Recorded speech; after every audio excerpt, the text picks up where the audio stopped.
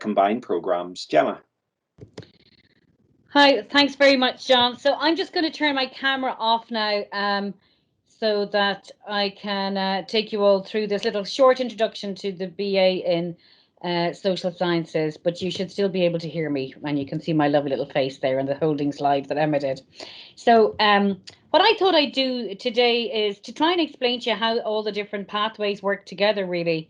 And I think all my colleagues will agree that whatever we deliver in our school at Queen's, we really do deliver it as a team. So we're the BA team. So that means we're sociologists, criminologists, social policy experts, and we all come from really quite different backgrounds, but we're all united by being social scientists and people who are trying to tackle some of the bigger questions in terms of social science. So I was going to talk a little bit about some of the kind of cool things that we do here and what it means to be a social scientist. And I had a kind of a proper presentation that goes very well when you have a nice big university building and a room full of young people listening to you. But as John said, we decided to go a bit more cash, given that most of us are doing this, from our spare rooms.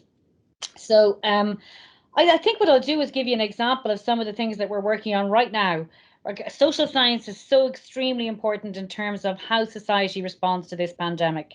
So I know if you look on the Queen's website, you will see lots and lots of different examples of different types of scientists across the university and how we're all contributing. So one of the things that I've been doing is working on, I work on aging populations. So I have been working with the British Society of Gerontology, and we've been producing position papers that will inform government about how they should treat older people in the pandemic. And I know that sociologists have been leading some of the debates around human rights and how that, and I know that criminologists have been making a really important contribution in terms of how do we deal with a pandemic outbreak in prisons, for instance, and how do we actually assess the policing response to it. So you can see that if you come and study social science here with us at Queen's, you will be immediately relevant. You will find it all absolutely fascinating. And what our students love is the fact that they go to a lecture one day and then that evening they turn on the TV and they see something that is completely relevant and that they really can start to analyze and think about. So we do this because we use lots of different innovative teaching methods.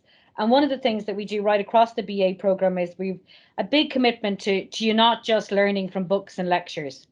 Now, Queen's has a fantastic library. I mean, we have the most amazing access to journal articles, to all the best scientific research. We're doing some of the best scientific research. We have amazing librarians, but we still think that when you're studying social science, you need to get out there and get your hands dirty, and you need to really start to understand the link between living in the social world and being able to analyze it, and that's very back and forth all the time.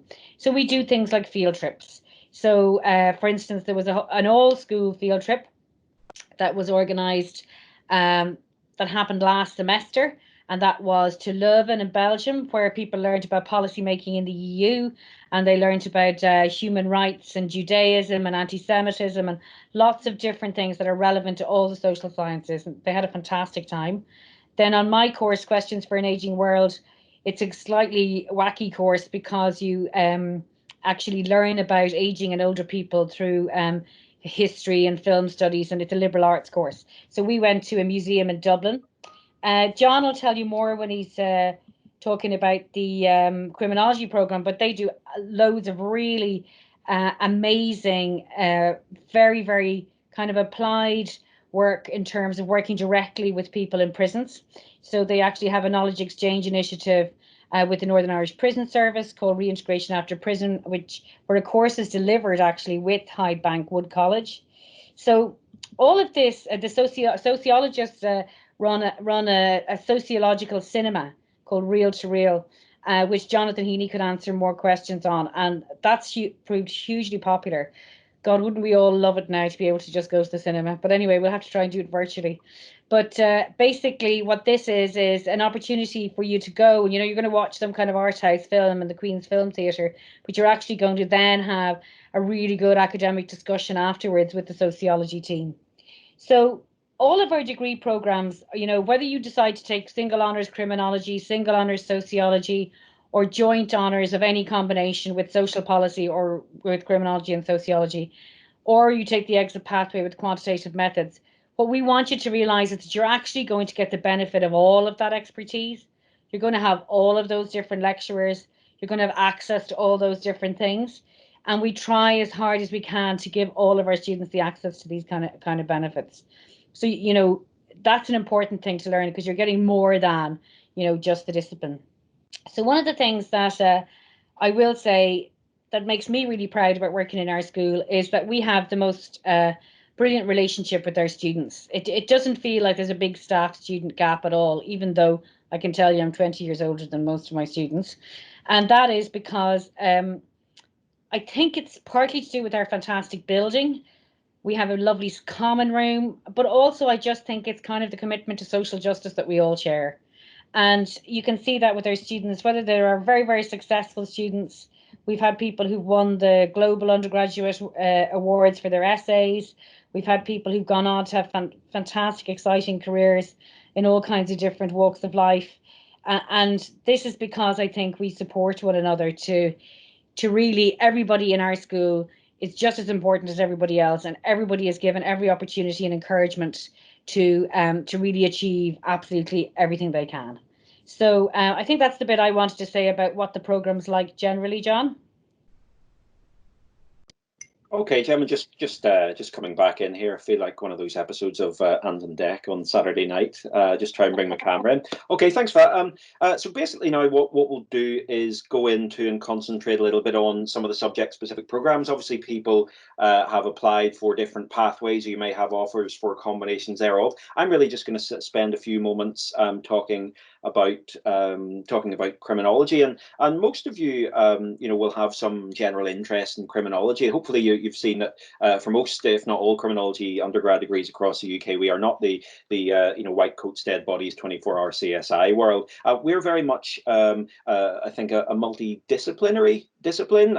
We're a complex amalgam of lenses, including sociology, including social policy, law, economics, geography, history, which focuses in on the area of crime, of criminal justice, and of criminalisation. So certainly when you're coming to do criminology at Queen's, I think one of the things that I do want to set out, it's a combination of our student satisfaction, it's a combination of our collegiality, it's a combination of the facilities. Certainly criminology at Queen's, for the last 4 years now, we've been ranked as one of in the top 10 criminology degrees in the UK, and for 2018 we were the #1 criminology degree in the UK. So I think it says a lot about the quality, not just of the criminologists, but of all the team in the school, including sociology and social policy, because we all deliver shared teaching and shared subject matters. And what does criminology look like? I can't possibly go into a whole criminology degree in the space of a few moments, but certainly we look at crime across the world and across geographies, because of course if crime was a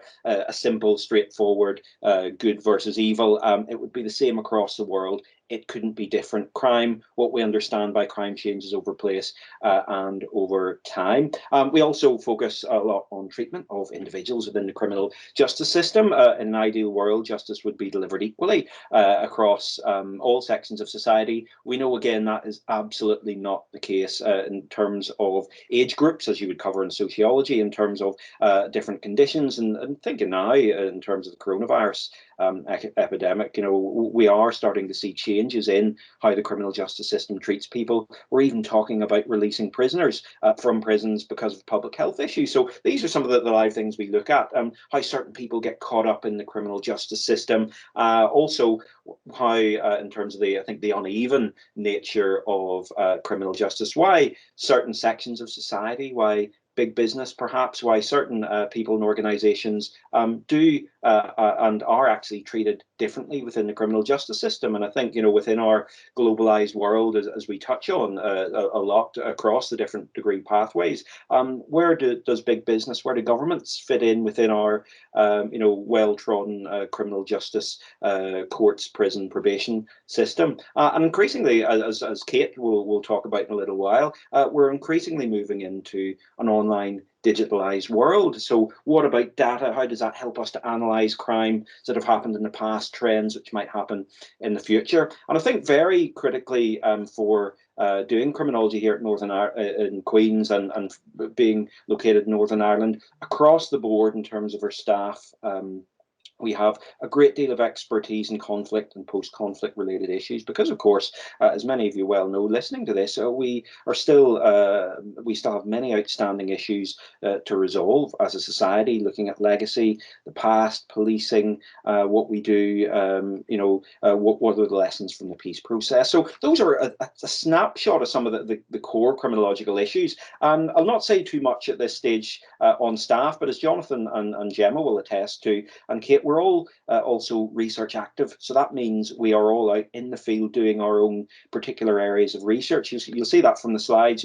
We have all specialisms and world experts in prisons, in policing, in young people, youth crime offending, so on and so forth. So we get to bring that in a very live way to you, whether it's field trips, whether, as Gemma's outlined, we have a module in final year where students go into High Bankwood Prison and work with young offenders, certainly bringing in people from the criminal justice system and NGOs into the classroom to make learning real and to make it applied and to make it much more advanced than something you can read about in a textbook. I think as well, how does that look? Very simply, we bring you in first year and we have a range of introductory criminology modules, introducing concepts, applying that in terms of exploring criminology. That's my module, taking people to Crumlin Road Jail, getting in guest speakers. So we introduce you, and as you move into second year, you then start to look at more theoretical approaches. We look at more applied approaches such as policing in society, crime in the media, and also we start to introduce methods as well. How do we research the criminological world out there, quantitatively, qualitatively? How do we produce information that's real, which is robust and actually has some meaning? And then in final year, you do get to specialize down into more niche modules in and around prisons and punishment, youth crime, criminology beyond borders, I think particularly is a very apt module at the moment. And of course, you get to do your own dissertation for those of you who pick the single honours pathway. You get to go out in the real world and do your own research. And all that teaching and all those modules I've outlined, just very briefly, they're on your slides. Those are all delivered in and with our sociology students, with our social policy students.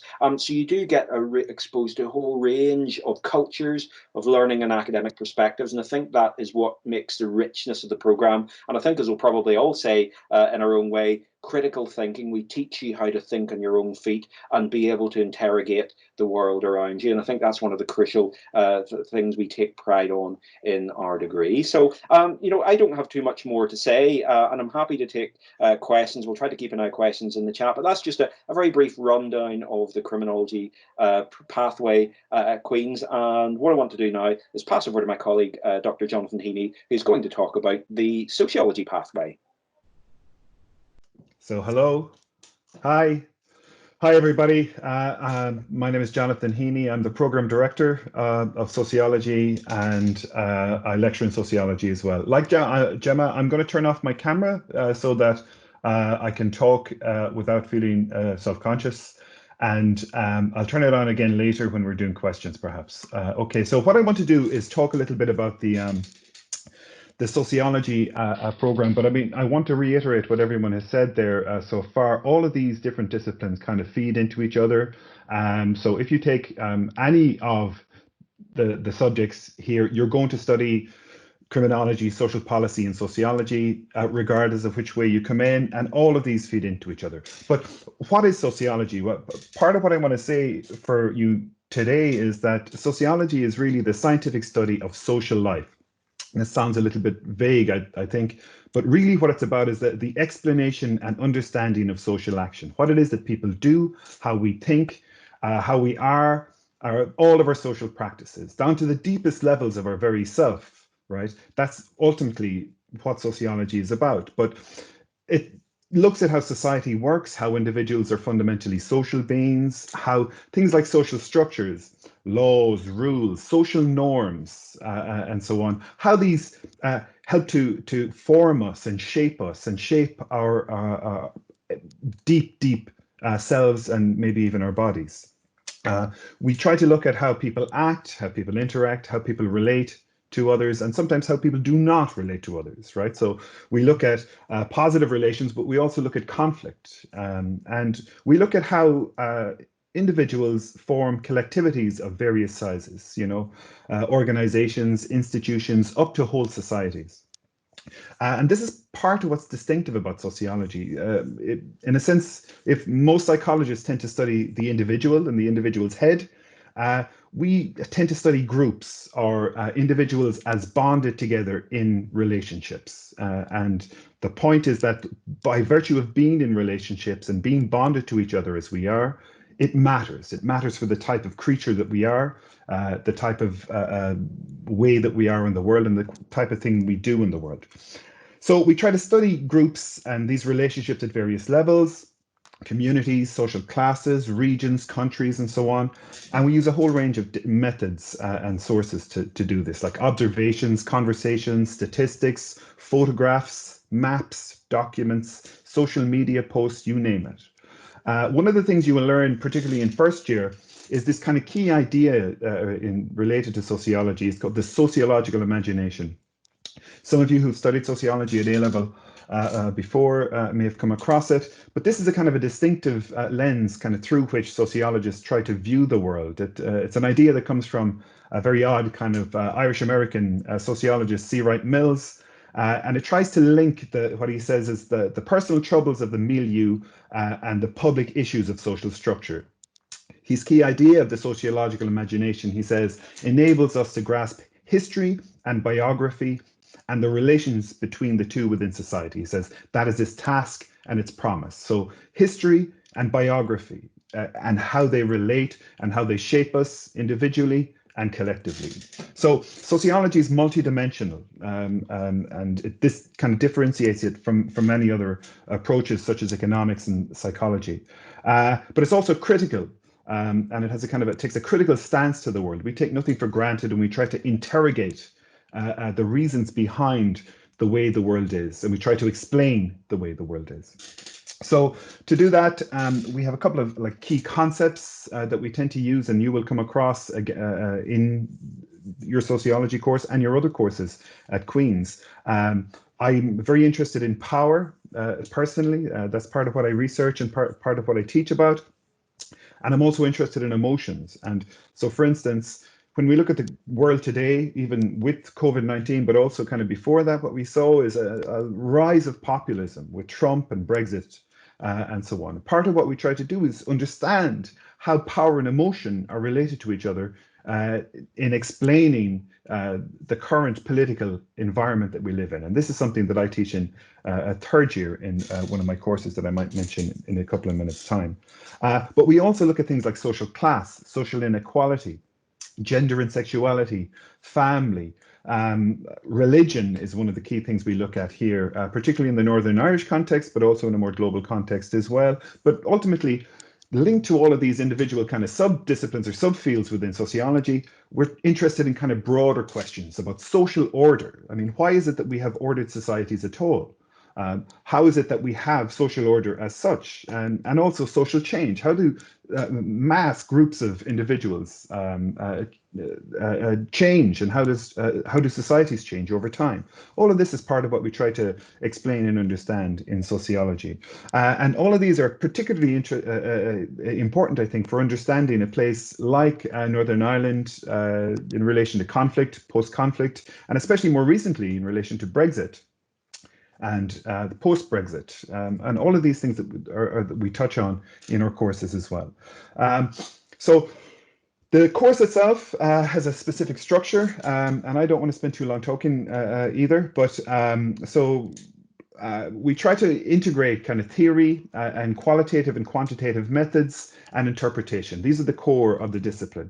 Ultimately, what we're aiming to do is kind of try to produce critical thinking and critical citizens and future leaders, because the skills that we teach you will be very useful for a whole range of jobs after you finish your degree at Queen's.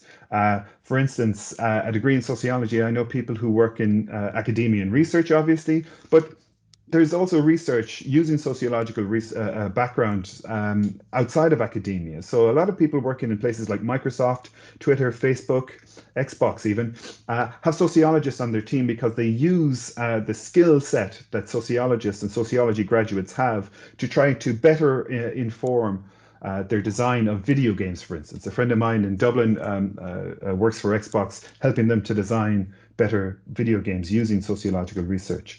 Sociologists are also kind of found in teaching, education, the civil service, and lots of other places as well. You can see some of this in the slides, but there are a lot of jobs where the skills that we teach you are very, very useful and very, very have a lot of impact. One of our sociologists on our team, for instance, and we have a great international team working in sociology, that are all doing very interesting research. But one of those is Katie Hayward, Dr. Katie Hayward, who specialises on political sociology in Ireland and Northern Ireland, and especially Brexit. So more recently, she's won awards for her work on Brexit, and she has kind of, advised UK parliaments and their committees, and is one of the leading political sociologists on the island of Ireland. So you can, if you look at the website for sociology at Queen's, you'll see some of the research and the books and papers and so on that we're writing.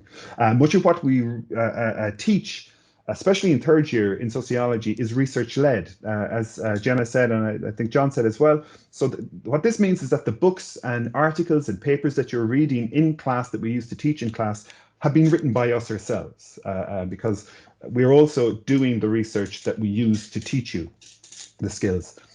Very briefly, I just want to kind of give you an overview or a look at what a degree in sociology would look like. So if you're following along on the slides, that's great. You can have a look at some of the slides. In first year, for instance, basically what we offer in sociology is a general introduction. So for many of you there, you'll be asking yourself, well, I didn't study sociology at A level. Can I do sociology at university? You absolutely can. So, and this is the same for all of our pathways and our programs. We kind of assume no prior knowledge as you come into first year. So you're giving a kind of a fundamental grounding in the disciplines and in sociology. In, for instance, rethinking society and in the sociological imagination in first year. You also take options as well as kind of core subjects each year. And you can take options, particularly in first year, outside of the school. So you can take options in politics and anthropology and Irish studies, I think, and a few more areas, in addition to taking social policy, criminology, and so on. In second year, just like with the criminology degree, we try to build the basic core of the disciplinary training that we offer at Queen's. So you have theory and methods, and that's kind of the core of what happens at level 2 and in second year. So I teach the second year social theory course, the power of social theory. So if you come, you'll have me in second year for that.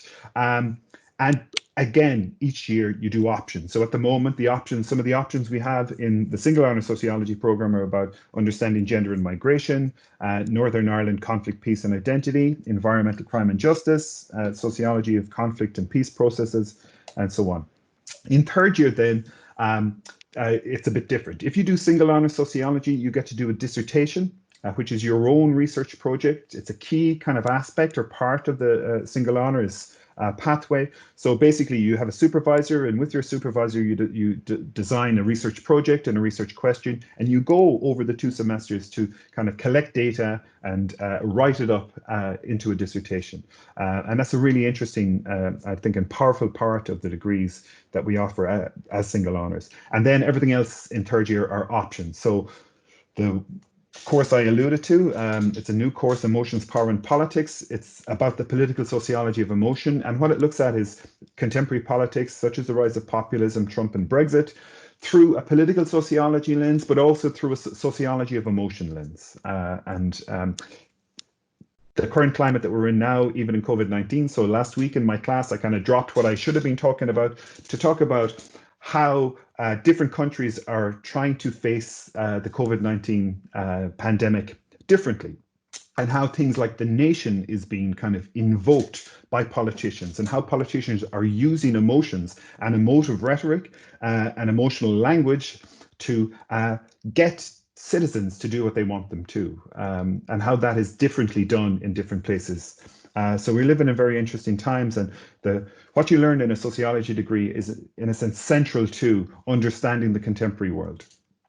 The sociology program is this kind of fully revised single honours program. We revamped it in 2018, and we have quite a number of new staff teaching on the program as well in the last couple of years. So it's a very fresh and exciting program that's very much kind of interested in and geared towards what's going on in the contemporary world.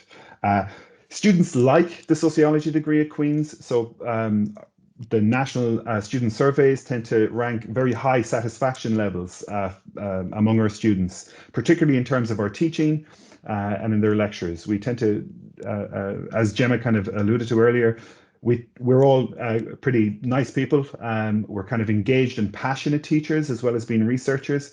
And part of what we do is try to instill a really world-class kind of teaching experience for our students. You can also take sociology with many other kind of joints. You can take sociology with social policy, with criminology, but also with history and with English, and with a couple of more options as well. So if you're interested, you might want to look at that. That's pretty much all I wanted to say. Like John, I don't want to spend too long. We have Erasmus and so on, but perhaps I'll hand back to somebody else. Who do I can't remember who I'm handing back to. But John, you might tell me who I'm supposed to be handing back to, and I'll answer some questions later. Okay. Thank you, Jonathan. So what we'll do now is pass over to Dr. Gemma Kearney, who's going to talk to us and everybody here about the social policy pathway. She's a program director. Okay, thanks there very much, DJ Topping. That's great. So I'm going to talk to you now a little bit about the social policy program. And social policy is for all of you who are those kind of kids who watch some kind of documentary, like a Stacey Dooley Investigates or something, and you get really, really angry and you kind of want to sort things out, because it tends to be full of people who like to get into arguments about the way the world should be. And we all tend to be very interested in social justice. Now, I would say that goes for all social scientists, but I think for social policy people, we are that little bit practical. We tend to kind of work directly with government, work directly with charities and the third sector. And a lot of people in that kind of sector you'll find, have a social policy degree. So what I'm going to do is tell you a little bit about some of the work. This is a good example of a reactionary social policy person that I've been doing over the last week or two, talking about my area of research, which is aging populations. So that is the idea that over the last 100 years, our life expectancy has increased by 30 years. So I'm 44. 100 years ago, I'd be looking towards the end of my life. Instead, I probably have another 40 years to go. And that means that obviously our entire life course has really changed. But I'm going to talk to you a little bit about how having this older population has really changed how we live, but also it's really, really affected how we can respond to this pandemic.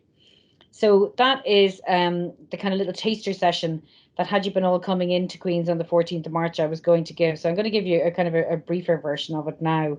But what I want you to see really, I suppose, and I think this is a good example of how social science in general really helps you to think about how, when you are dealing with any kind of major event, that actually we really are so social. If there's one thing we've learned in the last few weeks, is that there really is a society, and that we really are social beings, that we like to live in the herd, and physically distancing is extremely challenging for us. But what I would say about an aging population is that we actually have a much more complex population to deal with than we kind of realized. So you'll have heard in the news lots about how the government have decided that the over 70s shouldn't leave the house for 12 weeks, that in Southern Ireland, they're calling it cocooning, and in the UK, they're calling it self-isolating. And this is because, yes, there is something in the biology of it that as you get older, your immune system isn't as strong. But it's also because of kind of an assumption that the government is making, which I would call a kind of form of positive ageism, where they're assuming that everybody over 70 has underlying conditions. So I'm involved with the British Society of Gerontology, and in a position paper that we produced and that I've since published in some newspaper articles, including in Belfast Live, if you want to Google afterwards, that this is a little bit simplistic. It's a bit of an arbitrary cut-off point to use this chronological age of 70 in that way, because actually there's plenty of people in their 60s and even their 50s with underlying conditions. And many of the people who are over 70, particularly in their early 70s, are actually caring for other older people. So if you tell everybody over 70 to isolate, and then there's only over 70-year-olds in the household, you can imagine all kinds of social impacts with that.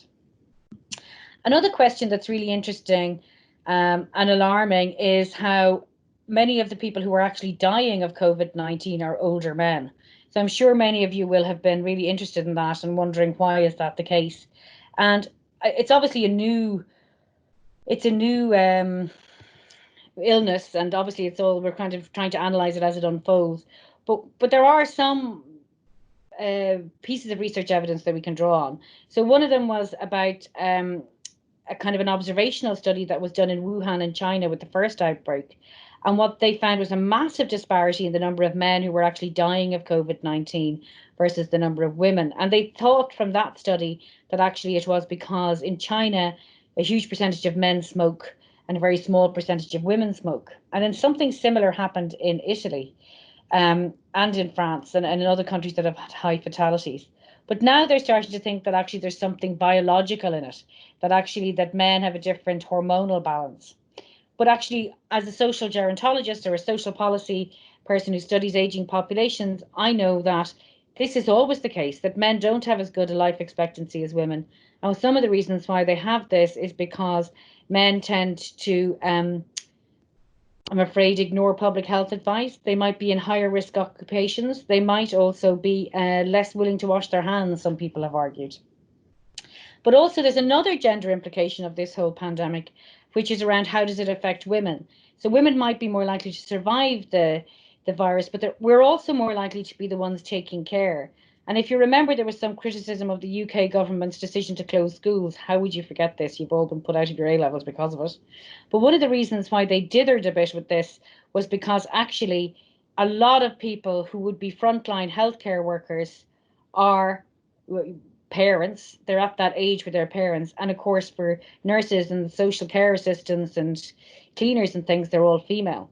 So they were worried about the impact it would have on women being able to work. And I think as well, what this outbreak has shown us is that actually, having a social policy analysis is really, really vital, because it allows us to understand things like gender. So why are men more likely to die of it? How are women going to be impacted on socially? It also allows us to see how population aging really has changed our population. It's not just that we're older, it's that we have many underlying conditions, and that this makes it the response more complex. And also then there's the whole area of culture. This idea of social distancing and having some kind of long-term thinking is particularly challenging. So that's my little taster session, but I also wanted to talk to you more generally about my colleagues in social policy and to some of the courses that they teach. So I'll start with Dr. Dirk Schubert. Dirk is from Germany originally. He's our disciplinary lead. He's a director of the Young Life and Time survey, which is a survey that's been running since 2003, where it asks some of you might have answered it, some of the Northern Irish students when you're in school, which surveys the views of young people. He's just published a leading textbook on participatory research methods. So he's really well known for that, actually, for doing research with people rather than on them. And even though he's now become Director of Graduate Studies, Dirk which means that he runs all of the postgrad programs in our school.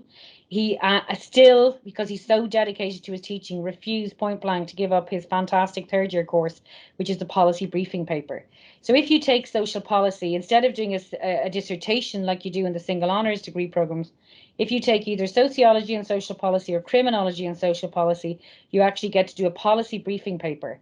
So this is where we train you up in how to write these kind of reports that you would then use if you were in a job, say working for Oxfam or whoever, and you work as part of a team and you produce a piece of research that is actually used by and for a charity. The next person I want to introduce you to is Dr. Brona Byrne. Brona is the co-director of the Centre for Children's Rights. So I think both Jonathan and John mentioned that we have a very famous Centre for Children's Rights, and Youth justice is a big part of the criminology program. And Brona is an expert on disability rights. And she teaches disability and society in third year. And she is really well known for her work in the area of disability. The next person I want to introduce you to is Sirin Sung. Sirin is originally from South Korea. She is the winner of a British Academy and Newton Fund reciprocal scheme with China. So she's off to China next year, and she teaches gender and welfare. And she has quite a famous book on Confucianism and gender that came out a few years ago. Elizabeth Martin is our temporary lecturer in social policy and education. Elizabeth is a fantastic story for any of you who are mature students. Elizabeth came to an open day about 10 years ago with one of her children and ended up chatting to somebody at the desk. And before she knew it, she was actually signed up to study sociology and social policy at Queen's. And she's since got a PhD in social policy, and she's now become an expert on domestic violence against older women. And unfortunately, our other member of staff, Rosella Chica, who is from Italy originally, who's just won the Emma Goldman Prize for Research in Gender Equality, but unfortunately is leaving us to take up a post at Oxford. And then there's me. As I said, I do aging. I have a book coming out later in the year called Critical Questions for Aging Societies.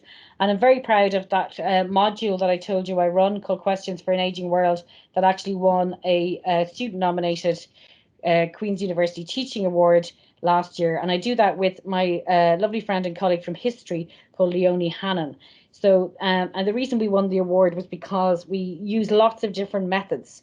As I said, we use different forms of evidence. So we use historical archives, we use film, we use books and fiction to help students to understand the aging population generally and kind of the meaning of living a long life. So if you take social policy with criminology or with sociology, I think you really will get a very good practical training. You will be able to identify human need. You'll be able to understand data, gather evidence, make argument, and influence policy. So I really hope that I've convinced you to come and study with us. So I'll hand back to John now. Okay, thank you, Gemma. I think everybody's got a very much a sense of the international flavour of our department, which is a big advantage that we have. So last but not least, in terms of some of the pathways, I'll now hand over to Dr. Kate McNamee. Kate is a programme director for our Q-STEP programme, short for Quantitative Methods, and she's going to explain a little bit about what that is and how that dovetails with our degree pathways. All right. Hi, everyone. I'm going to keep mine really short because none of you actually technically have an offer. For me, while how this particular program works is if you so choose to take a certain number of our type of modules, you could, at the end of your degree, leave with an exit pathway, essentially a minor. So this is something that would be available to any of those on the single pathways, as well as the joints between sociology and criminology, criminology and SPI, and sociology and SPI. So we don't have it quite yet for the sociology and English or sociology and history, but all the other programs are available too.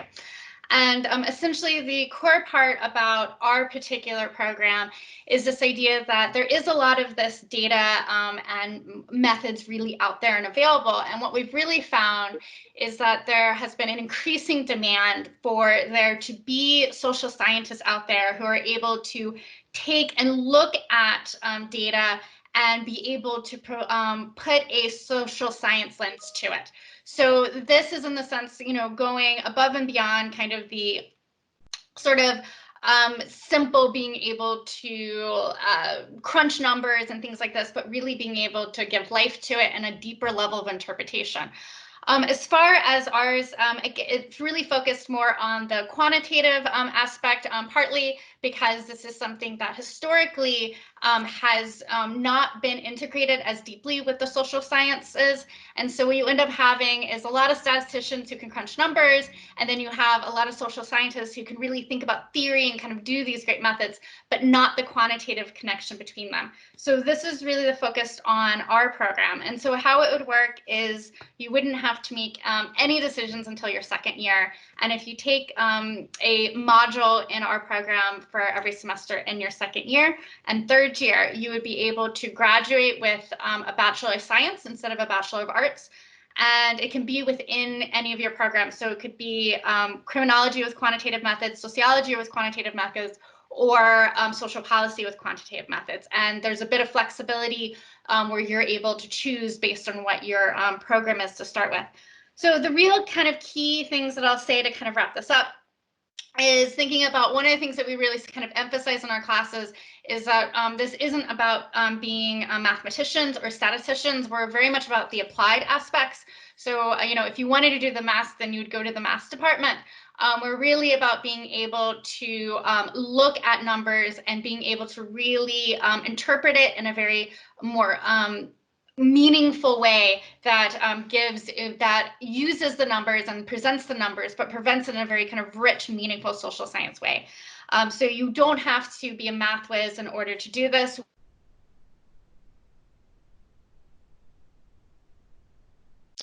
Oh, Kate appears to have frozen there temporarily. I'm not sure if she's coming back or if that's some sort of fatal technical error. In the meantime, if Kate does rejoin us, hopefully she will, we're going to pass finally back to Dr. Heaney. Jonathan is going to give us a little bit. Sorry about that. Sorry, I can finish up. There was a glitch and I just got kicked out. I don't know. I got restarted. Anyway, so to finish out, it was just saying that, you know, we teach you in such a way that you don't have to come in with previous knowledge. It's assumption of you're coming in with the methods that we teach you along the way. And we have various levels of opportunity as far as a lot of practical hands-on work with computer labs. We offer internships in your second year, so you can go out into the community. We have partnerships with several sort of charities and civil service that have, again, all of this data that they need help with as far as being able to interpret. And we can kind of send you out and kind of work with that over the summer for it. So that is my bit. So I will pass it back to John now. Okay, thank you, Kate. So last but not least, we're going to go back again to Jonathan. As I said, Jonathan's going to give us a bit of a flavour of doing your BA degree at Queen's in terms of some of the facilities and some of the support that we offer. Okay, great. Thank you, John. And I'll allow you to see me now. I think it may work better. Try not to vomit. So to talk about the facilities at Queen's, some of you listening here will know the campus, I guess, and may have seen the campus and maybe come on a tour and something like that. The facilities in terms of the library and our own school are fantastic. Okay, we have a really gorgeous Victorian terrace all to ourselves for the School of Social Sciences. And we have really good facilities in there, including a common room, for instance, that is there for the students, and you have use of it from 9 to 5, Monday to Friday, with a microwave and a sink and water and things like that, and vending machines and places to sit and have your lunch. So just on a kind of a basic thing, the school itself is really nice, and it's on campus. So it's on campus and in the city. So it's just next to the library, the Macleay Library. Which is the next thing I want to talk about for a second. We have a fantastic library at Queen's, literally on the doorstep of the school, that you will be in if you come to study with us. It's new, a fantastic resource, loads of computers you can use, fantastic online resources, fantastic support in the library to help you do a bibliography, find out how to research and so on, how to find sources for your essays. And the staff there are really fantastic, and they're there for you to help you and work for you. And our lecture halls and our where we have our tutorials and stuff, all of these are really fantastic buildings as well. In addition to that, we have a couple of other things that are really good reasons, I think, to consider taking up your offer for any of the programs in the social sciences at Queen's. So one of these is a personal tutor scheme that we have. So this is a really nice thing that happens in Queen's, and I think particularly your parents, if not yourself, if there are any parents listening, you may be interested in this. Basically, when you come into us in first year, you're assigned a member of staff, and that member of staff becomes a kind of a mentor for you over the 3 years of your degree. So they kind of provide one-to-one support for you and guidance, and that follows you through your degree journey and your educational journey. So you keep the same personal tutor throughout the degree. it's structured. So you have these structured meetings with your personal tutor at key times in the academic year. So it's focused on your academic development, but also on career and on personal development and on your well-being. And some of the different, to take an example, you may, after your Christmas exams or your Christmas essays, I'm getting some feedback, I'm not sure why. Your personal tutor can go through your results and your essays and so on and see where you maybe need to improve, and can kind of offer you support in relation to your academic journey.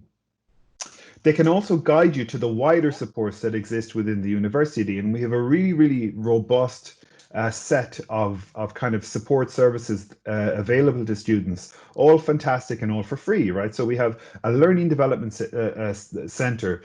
So if, for instance, you come to Queen's and you feel that you're not doing as well as you ought to be, maybe you're not getting as high marks in your essays that you kind of want to, or wish you could, or hope to, the Learning Development Centre can really help you with that, and they can set up one-to-one appointments to kind of support you academically, getting better at doing essays and doing exams and so on. There's also a career service, and you can make, again, meetings with them, and they have a whole series of resources online to help you kind of build your CV and start thinking very early in your degree about what kind of job you might want in the future and what you need to do to kind of go and get that job. So there's also a very, very important kind of service, increasingly important services, disability services. So again, if you have a disability, or if you are diagnosed with a disability while you're at Queen's, there is a whole series of supports available to you as a student of Queen's.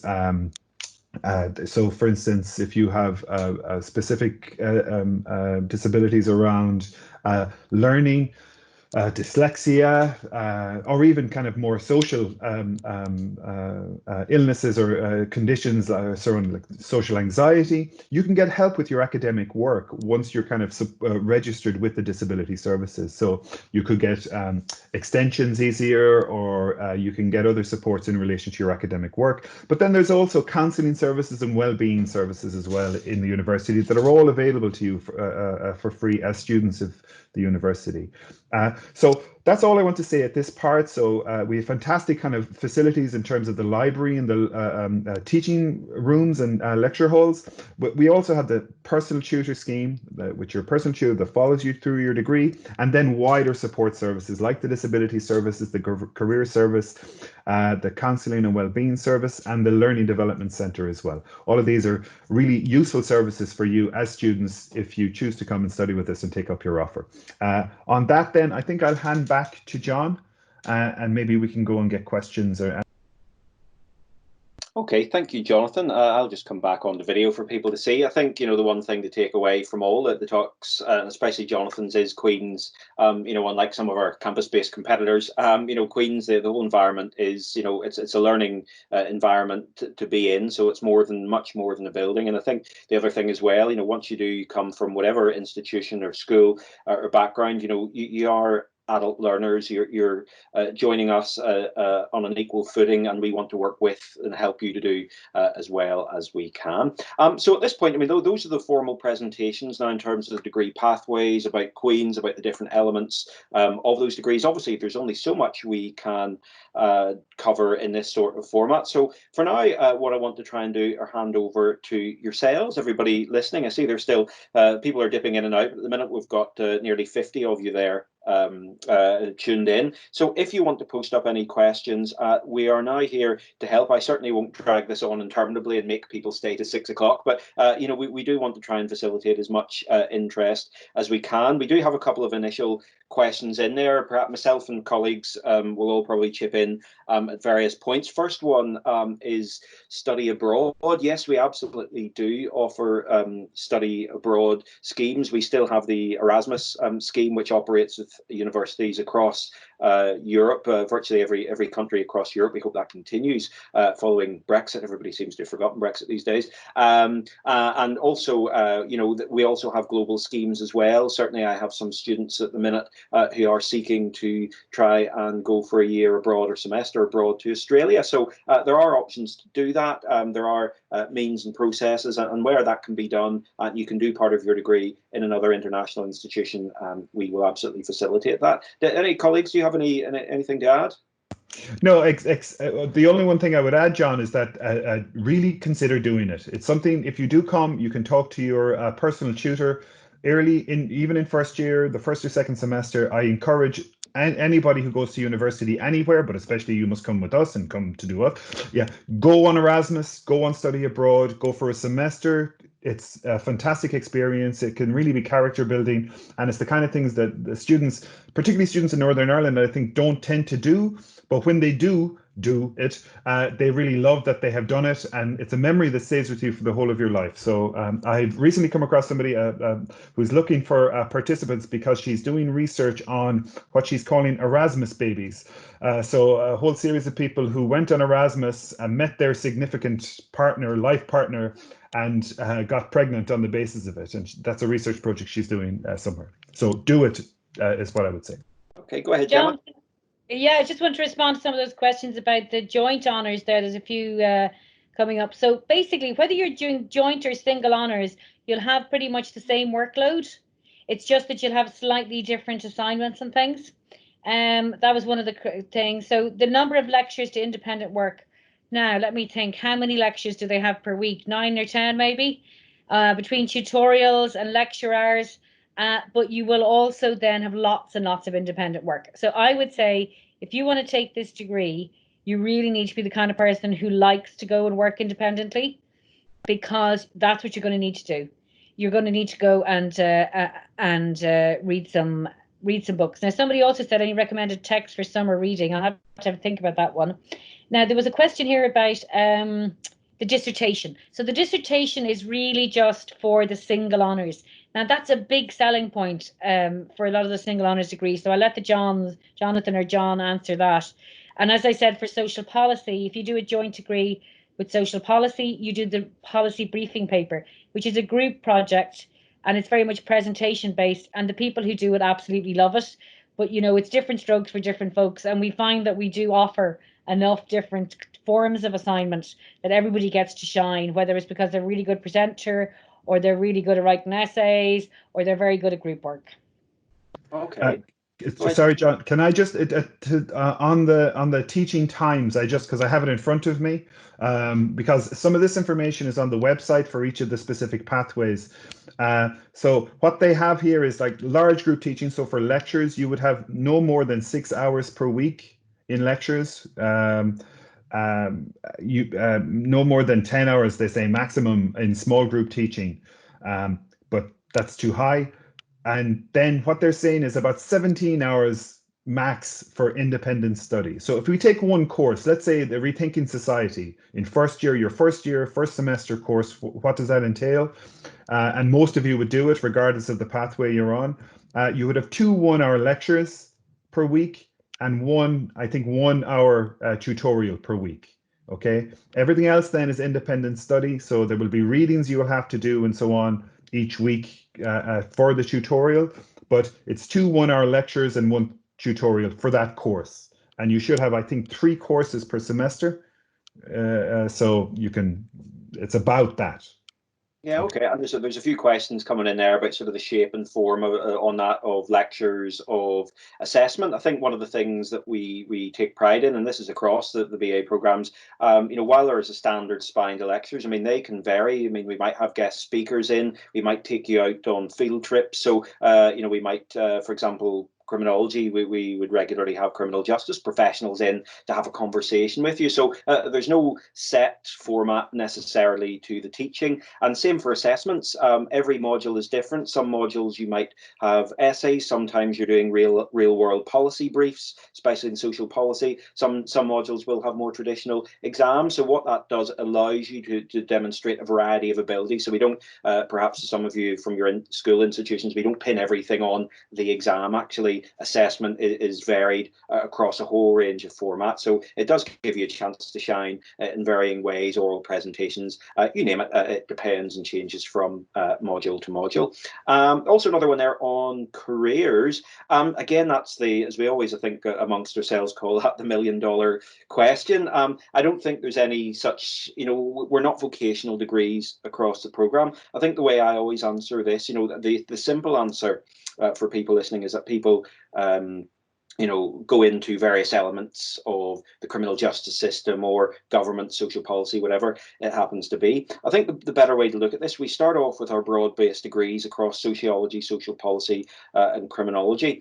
And across second year into third year, you begin to specialise into more niche subject matters, and you will be amazed at subjects that you become interested in, which you never thought you would be, or you'll be amazed at subjects you become interested in that you never knew even existed in the first place. And what we tend to find is that then leads very often your career path. You become interested in a particular field, and that then will determine and very often lead you in terms of what you want to go on and do. Yeah, I think if I can come in on that as well, like that, I think that's a really good explanation, John. Like some people will go on and they might even like work in media or something, work in broadcast or something. Then other people will go and work in the private sector. And then, of course, the students that we tend to still have a lot of contact with are the ones who go on to do postgraduate study. So many of you might find, oh, actually, I want to be a teacher and do sociology, become a sociology teacher at A level. Or some of you might decide that you want to work in the probation service or be a social worker. So there will probably be some other element of training or study afterwards. But the point is that you will still be a social scientist and you'll be able to critique the world in a certain way and you'll bring that into whatever career. But if you want to go, I don't think anybody at the age of 18 should really just be going straight into something and deciding that's definitely what they want to do. As John explained, it's very much part of the learning process. And I will say that, as Jonathan explained, our personal tutor system, that's something that stays with you. So long after you have graduated, we still provide references and support and things. So that's what you take with you. So we will help you to become the kind of person you want to be, to get that career. But we're not going to tell you now that you're going to be an accountant or a lawyer.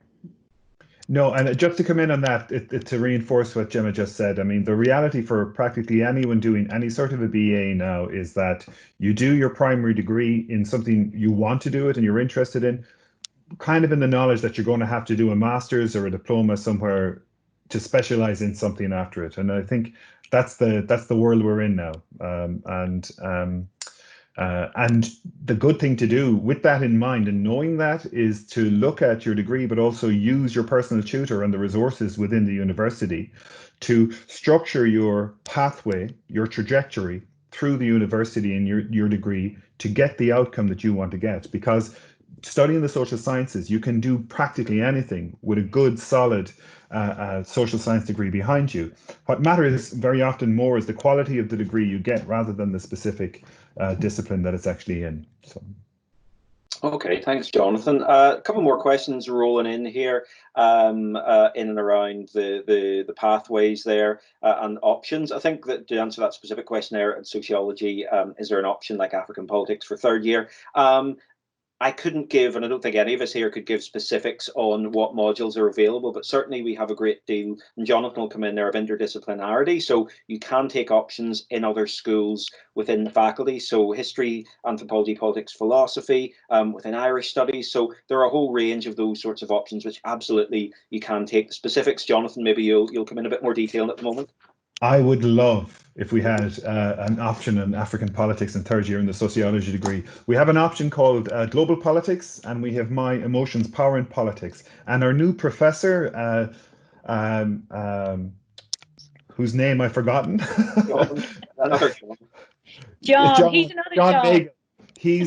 There will be a new course. He wants to do a new course on race and ethnicity. It'll probably be a third year course. It might be a core course, and that'll probably be next year, I think, before that's on the books and being rolled out. But it'll be the sociology of race and ethnicity.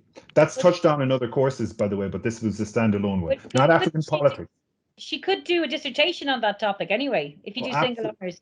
Yeah. Oh, absolutely. And I'll supervise one on emotions in African politics. Fantastic.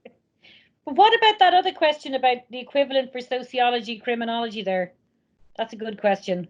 Yeah, I mean, if you're not doing a dissertation, that doesn't mean you're not doing your own research. Every module has its own particular sort of coursework and assessment. So very often you do engage in your own research, albeit perhaps in an essay or other format. So, we don't have any set equivalent as such, but, across the degrees, you are going to be researching real world matters. And very often some of the modules do have similar sorts of policy type papers, but no, just that is something just to flag up that for that joint pathway there is no dissertation module as such, but then you will just be doing something else, and a whole range of other options and subject matters anyway. I'm just thinking, John, as well, that Angela Rogan, who won that undergraduate award and is now doing a PhD, that's what she did. She did sociology and criminology combined.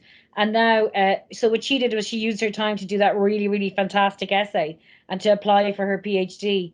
So, no matter what combination you take, as long as it's the one that you really want and that you're enjoying, you can make a huge success of it.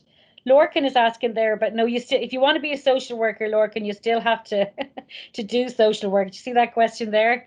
But some people do social policy or sociology or criminology degree, and then they go in for a quicker version of social work. And you can tune into a social work webinar in a couple of days' time, I think, as well. But I think you can do it. It's the graduate pathway, and I think it's like 2 years instead of 3 or something. So you could have your social work degree in 5 years, I think it is. It's a conversion. So you don't go straight into social work with a degree in sociology. You have to do a conversion qualification. Could you clarify that question a bit, Emma Ray, there? How does the stage 3 optional modules work? What does that mean? Okay, I think I can come in a little bit on that. I think in terms we've talked an awful lot about options. One of the things I think to realise when you start whatever BA programme is to have a range of core spine modules which get you up to speed in terms of subject areas. As you develop through your degree in the second and third year, or module handbooks, which you'll get issued with, they start to expose you to your range of options. So you would have to do 3 modules every semester, 6 across the year. Maybe out of those you might have 2 or 3 core modules you have to take. The rest then are made up with options, and you can dip in and out of different options. And also you'll find as you go into second and third year, you can then begin to pick modules which you feel you're more interested in or you're more suited to, but they still all build in, and you come away with your BA degree. And also, as we're increasingly finding now, Kate, there with the quantitative methods, we live in an increasingly data-driven, data-rich, data-hungry world, and we need people to do that. For criminology, sociology, social policy, 30, 40 years ago, we simply did not have this sort of information that we do now, and you will eventually have, coming on to the degree, have at your fingertips. The processing power, storage, analytical abilities, those are the sorts of things which Kate does. It's average daily work for Kate. So that's the those options are there for you, and I think that's the real the thing that we pride ourselves in is the optionality across the degree, and that only adds to the strength of what you can do. Data are totally hot right now. Yeah. And for the employment question, I mean, if you take that exit pathway, your employment prospects are just great. Are you still there, Kate? Yeah, yes, I am. Yeah, sorry, I was muting, so because most of the questions, again, not direct offers, but yeah, our students have had really good success. And again, I think something that's been really evident with that is just seeing the amount of demand for them at the internships. And the fact that here we have, students who are coming just from our second year, and they haven't even gone through the third year modules, and they're really able to add a lot of contribution to these particular organizations because the people there don't have the skills themselves. So it's really, this high demand for people to take, numbers and not doing overly complicated things, but being able to just use that kind of data out there and to be able to interpret it in a way that criminologists or social policy or sociologists would be interested in, and having more of that kind of approachable view on it. So yes, it's definitely something that employers have shown a really strong demand on. Our program is new, and so on those things, but the students that we have graduated have seen a lot of kind of success and demand as far as their employability skills. Okay, thanks, Kate. We've got one there, maybe Gemma or Jonathan. This would a career from Shea there. Would a career such as research require further course such as a master's? Always helps. Usually, I mean, absolutely, probably, yeah. And you know what? The way to look at that is we have a wonderful master's in social research postgraduate within the school that many of us actually teach on. And so strategically to look at a career pathway in research and social research, what you could do is come to do an undergraduate degree on one of the programs, but with an eye to doing the master's in social research. So you would look at your 4-year pathway to your master's and therefore going to work. So a 3+1, 3 years undergraduate plus 1 year on the MRes Masters in Social Research. And you can kind of do it within any of the fields, actually, either social policy or criminology or sociology. And you can kind of focus on different courses to do that. But yeah, not directly out of your degree, but maybe with a 1-year master's, yeah, you could definitely do that.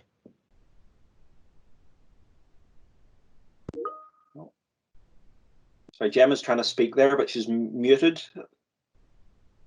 Oh my goodness, sorry about that. I was just saying that the doctoral training program as well. So if you do a year of the excellent MRes that Jonathan's talking about, and then that can be tied into a doctoral training program. They're competitive to get, but some of our students have got them.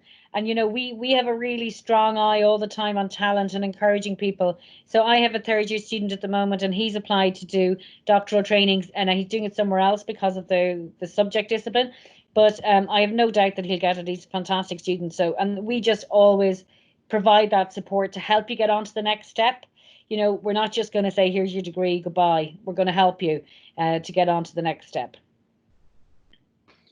Okay, and I think we're starting to go through the questions. I suppose at this stage, you know, I can see obviously people, it's quite a long time to be hanging online for an hour and a half. At this stage, I think we'd like to, I think, invite, if there are any last questions from anybody tuned in, we're happy to take those. I think the one thing I would say is don't let this be the end of your journey. Do go online. You can get a lot of information about the various pathways: criminology, sociology, social policy, from the Queen's website. You can find out a lot more about us individually as program directors. You can find out about the rest of the team on the program, and also I think you'll get a much better sense of the Queen's facilities as well. And there's just one coming in there on career open day type events. Yes, we have many of those across the year with external organisations. For those of you who may have seen it in the front of the Lanyon building there, a massive marquee appears a couple of times a year, and employers come and you get a chance to speak directly to employers. That's also something where we're building into our own programmes, because of course employability, it's important to us, and we try to work where we can with employers. And I think certainly Kate on the Q-Step programme, lots of internships and opportunities there. You nodding? Are you going to tell? Sorry, yes, I was nodding. Yeah, so I mean, for instance, and I apologize, my cat's getting hungry, so you may be hearing her in the background. Yeah, we have different. I mean, so for instance, we've put our students with the civil service. So there's a research part of the civil service. So we've had people working on that, and we've had people on a variety of charities. So for instance, looking at kind of homelessness, or I'm trying to think of, I think care, you know, and other sort of things that really have the kind of gamut. I mean, a lot of them are looking mainly at these kind of charities and kind of government organizations who have, you know, the data, don't necessarily have the extra money to pay someone to come in. And so they really, you know, need this kind of additive kind of action into their things. I mean, and within this, again, I would say we were able to place people who are doing things related to criminology, politics, social. I mean, we were able to kind of meet a lot of different areas with that, and people were able to request which kind of employment they wanted to go to, and we were able to match that for most of it. Okay, Gemma, go ahead. Sorry, I blurred my background, so I just put my finger up in a rather cunning way. But anyway, so I was just going to answer that question there from Shay, saying, going back to the reading request, are there any recommendations? So Jonathan has put one up, Thinking Sociologically. That's a great book, a classic. But I would also, you know, what's really great at the moment with all this pandemic is that a lot of the academic publishers are giving open access. So this is a great opportunity for you to kind of slightly ignore the boring stuff that you could be doing for school and read some good sociology and some good social science. So if you go on to Bristol University Press or Policy Press, they have lots of different great authors. So for gender and sociology, anything by Ruth Lister. For anything on social policy, I would go with Hartley Dean or with Paul Spicker. If you want to learn about aging, anything by Chris Phillipson, Tom Scharf, Mim Bernard. So that's a really good website. That's a not-for-profit publisher. So Policy Press. I'll put it into the messages here as well now. Yeah, I think any for those of you interested, I mean, don't worry if you're going to take up your whatever pathway at Queen's. Don't worry that you must get ahead. You know, it's not a competition. You know, we take you back to sort of ground zero and we work with you. So your learning is a journey. It's not an end point to pass an exam. So it's about a process of changing your thinking, and that takes a long time. So you can't just suddenly get there. So if anybody's interested, certainly criminology. If you want to Google me, get me Queen's email and drop me an email. I'm happy, rather than sort of list authors here. You know, I can send people very accessible type books, or not send you books. It'd be nice if I could, but be able to point you in the right direction of things that you might want to have a look at and to help improve and pique your interest. Jonathan, you. The one even more important than a list of books that John has just said there, what I would suggest to everybody on here is that you should try to orientate yourself towards the world. Orientate yourself towards the social world. If you can do that, it will help you for whatever actual specific pathway you're on. If you don't already, maybe watch the news from time to time, critically, you know, maybe read a newspaper. Engage with the world, with the things that are interesting for you in the world and what kind of grabs you. Do you like certain social movements? Is there a specific stop and search policing happening in your area where you are that you might be interested in? Are there things around social policy, criminology, and sociology that you see in the world around you that you say, hey, what the hell is going on here? What's up? You know, something's wrong, or there's a puzzle, or there's something interesting. That, more than anything, that kind of mental orientation towards the world is probably even more valuable than a reading list at this stage, because we'll give you the reading list when you come in the door. Yeah, I mean, I think a good point, Jonathan. Just for everybody, you know, that we don't just teach you textbook stuff and it stops there. You know, we deal in real world issues. Sometimes we deal in very uncomfortable issues. Sometimes we deal in very sensitive issues. So, you know, that you know, if you can engage yourself, and I'm not going to be prescriptive about reading, you know, particular you know, news type channels, but you know, do get yourself good quality news sources. You know, Guardian, Channel 4 News are going to, you know, cover some of those tough social issues, and just to be aware of the world, because any of the work you do, doesn't matter which degree pathway you're on, criminology, sociology, social policy, we deal in contemporary real life issues. That is part and parcel of our world. That's the world we research and live in, and we bring that to the classroom and immerse you in that as well. So I think just to reiterate Jonathan's message, and you know, much more textbooks are there. They're useful, but they're only I suppose a guide for life. I think somebody's written a book called that somewhere. But anyway, yeah. So that's you know, just something to think about. Okay, just having a look here, that the questions have sort of thinned out a little bit more. I suppose what we just want to open up for any just last questions to throw in there, because I think we're pretty well coming to the end. As I said, we don't need to exhaust this to 5:59. If people can get people have got whatever they want out of it. So we are happy to hang here. Also, as well, as I said, you know, we've also got a school Facebook page as well, so all our work, what we do, ends up there. We have a tremendous back office professional staff who keep the wheels turning and keep a lot of our work outward facing. And oh, another question in there: are your groups typically large? Actually, in our degrees, no. You know, maybe some other degrees across the university, such as medical sciences, there may be lectures 3, 4, 500. Typically, the biggest lecture, and I'm thinking of my cross-school module, exploring criminology. That's what you'll do. Everybody gets to do social policy, sociology, and the criminologists. That would at maximum have about 90-100 students in that, and as you go across and up the years, classes typically drop. For example, my policing module that I run, it's about 40 people, and that's the lectures. Then, of course, at the tutorials, this is for Maria's asking this question. Tutorials, they typically drop down to very small numbers. Sometimes, you know, 10, dozen, even 6 people is not atypical as well, and that does help to then give that face-to-face, one-to-one learning, and helps us to engage with you. So it's not just about sitting, as you might see in popular media, you know, bored in a lecture theatre with, you know, hundreds of other people. We're very much about engaging and interacting with you, so you're not just thrown into this large room. So yeah, I don't know if anybody else has anything to add. Yeah, and one thing I will say about our social policy, because it's a kind of smaller pathway, I would have in second year, I'd have about 30 people in my class. And I would say that's typical for third year as well, Jonathan. Is it in sociology, about 30 or so? So we really do know our students really well, really well, first name terms with all of them. Even some of the options, you might even have 20 in third year. So because there are more options and so on that people can choose from. So yeah. This is one of the reasons. Sorry, I was just going to say this is one of the reasons why we would really encourage you to come to Queen's, because we are, you know, one of these Russell Group universities which people spout on about. And you're, well, what does that mean? Well, what it means really is that we do more research, which means that our staff-student ratio is better, which means that you get more attention than when you are being taught by an academic at Queen's, as opposed to another university where there's more students and there's fewer lecturers because they're just teaching, they're not doing as much research. So that is one big benefit of coming to Queen's, I would say.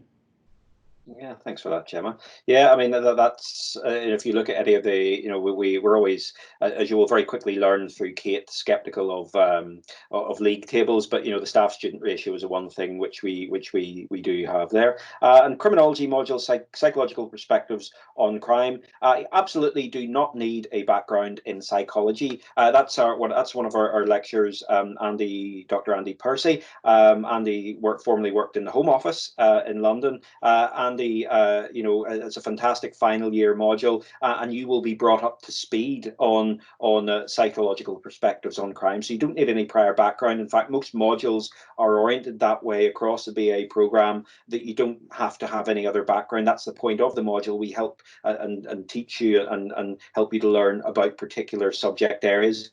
The odd module across the program may have some prerequisites, as we call it, where you maybe have needed to complete a module at a lower level to have that grounding understanding, so you can complete a higher level at maybe year 2 or year 3. But those things are all very well signposted, and I know Andy's module is ever popular for those of you interested in serial killers. Yes, he does look at serial killers.